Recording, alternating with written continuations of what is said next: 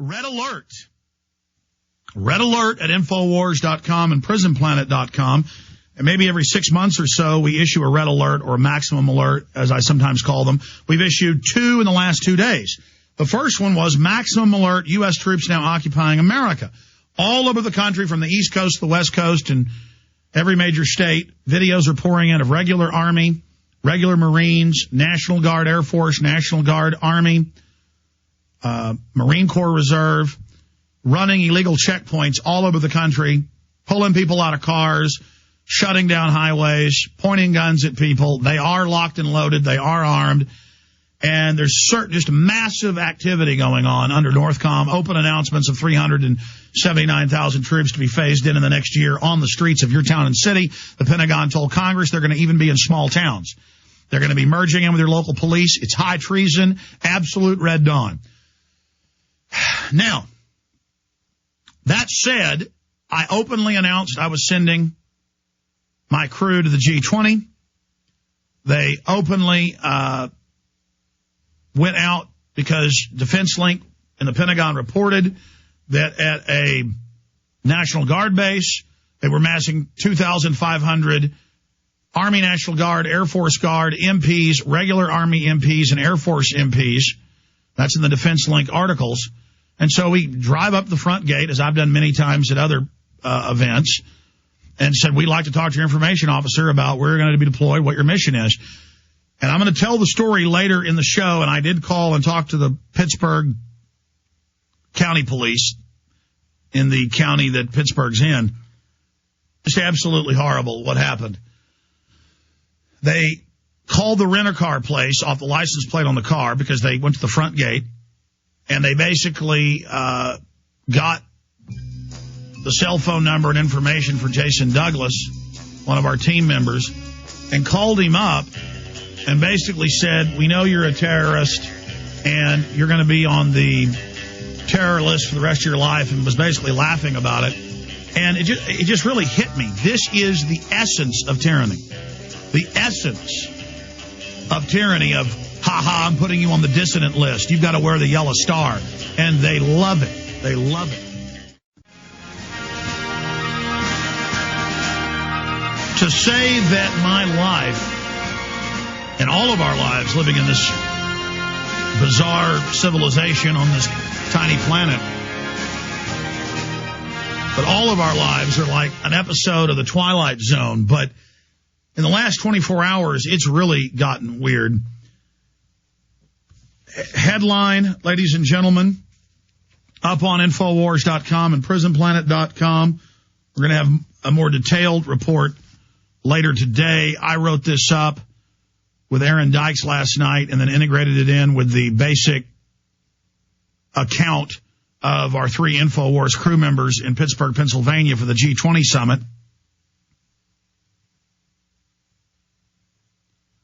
Red alert, military attempts to frame Infowars reporters for terrorism at G20. I will give you all the details on that coming up. Also, if you go to CNN or the Drudge Report, we, of course, have it all posted up on Infowars.com and PrisonPlanet.com. It's headlines like, the end of the dollar. G20 discusses removing dollar as world currency. These are the types of headlines that are in the AP, AFP, Reuters. There are more than 100 in the last 2 days that I have seen. You just Google the term New World Order and click news. You'll see hundreds and hundreds of news stories just in the last couple days, reporting that world government is being established. The president of the Czech Republic, who's also president of the EU right now, openly said the answers to our global economic crises are not global government. He said that in his presidential speech at the UN yesterday. Muammar Gaddafi said H1N1 is a government biological weapon, just like AIDS is. Boy, he couldn't be telling more of the truth. He went on to say basically the government killed Kennedy. I'm living in the Twilight Zone here. I mean, you've got the head of the Czech Republic coming out and saying we don't want a world government.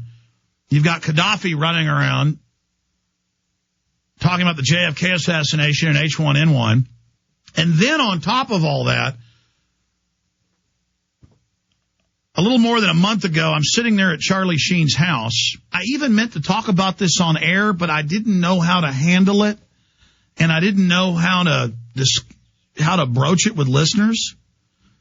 But now, since it's been on national TV that he met with Buzz Aldrin and had dinner with him, because the paparazzi showed up, TMZ and E.T. and a bunch of other shows have played it, with Charlie last week and a half ago, having dinner with Buzz Aldrin in Los Angeles where he lives. I'm at Charlie Sheen's house. Now, this is Twilight Zone, and there's more to it, but I'm not going to go much further. And we're sitting there talking about, were the moon landings real? Yes, we think they're real, but they're hiding secret technology, so they didn't want to show all of that, and that's what I've got from insiders at NASA, people like Raymond Teague, who I've had on the show, who was in Mission Control, front line, and they had 3 backups, or 3 total, 2 backups. He was on the front, A-team, first string, controlling the RCA cameras. He controlled the RCA cameras on Skylab after that.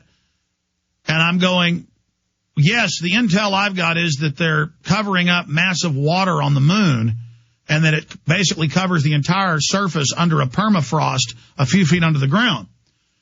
And Charlie says, yes, I've read that as well. And Charlie, and then his phone rings, and it's his stuntman, who in all his big movies has been his stuntman, one of his best friends. And he says, I just had dinner with Buzz Aldrin.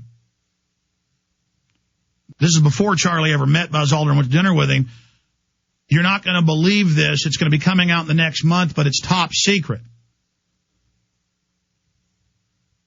And then I look at the Times of London today, and there's the headline. And I told my wife about this, and I said, I don't know how to handle it.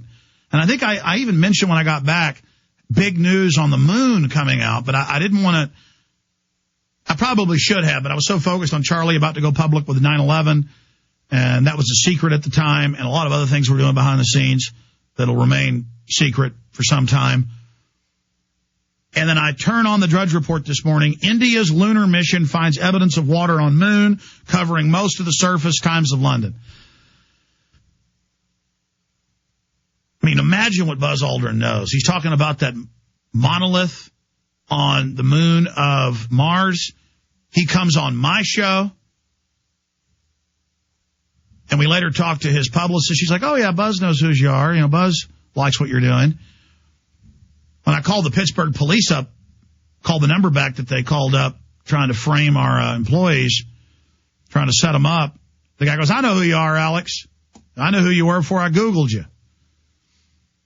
So it's just interesting to know Buzz Aldrin knows who we are and the Pittsburgh police do. It's just crazy. But side issue, I'm going to talk about that later when I get some time, or maybe tomorrow. It's just so bizarre to know over a month beforehand that the Indian probe, that's what Buzz Aldrin told Charlie Stuntman. And I'm going to get Charlie on next week. We'll get Charlie to tell the story more fully. And I forgot to ask him if he talked about this at dinner with Buzz Aldrin. They had like a 2-hour dinner. But it's just so weird to know Charlie Sheen and Buzz Aldrin, and a month and a week before it comes out in the news to know that they discovered ice basically covering the entire surface of the moon. Such a huge development.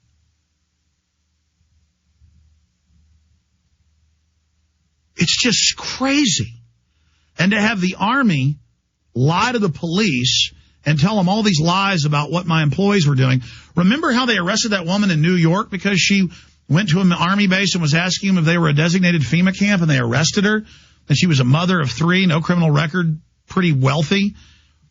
And they put her in a mental institution saying she was crazy because she believed in FEMA camps. And the news reported it like it was good.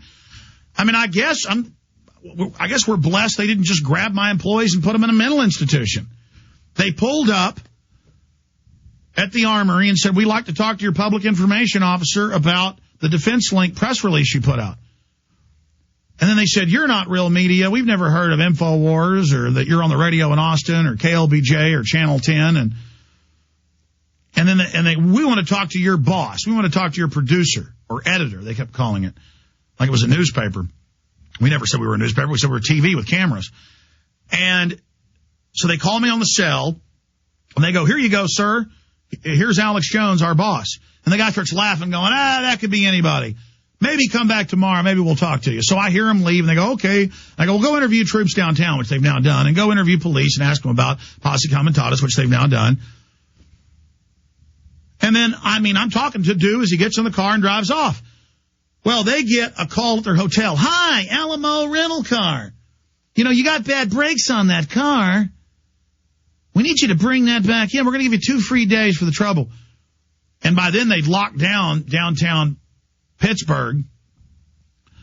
And so Jason Douglas tells the police officer posing as a Alamo rental car agent, he tells him, and I talked to the cop admitted that this is what, Jason did, his match. They're both saying the same thing.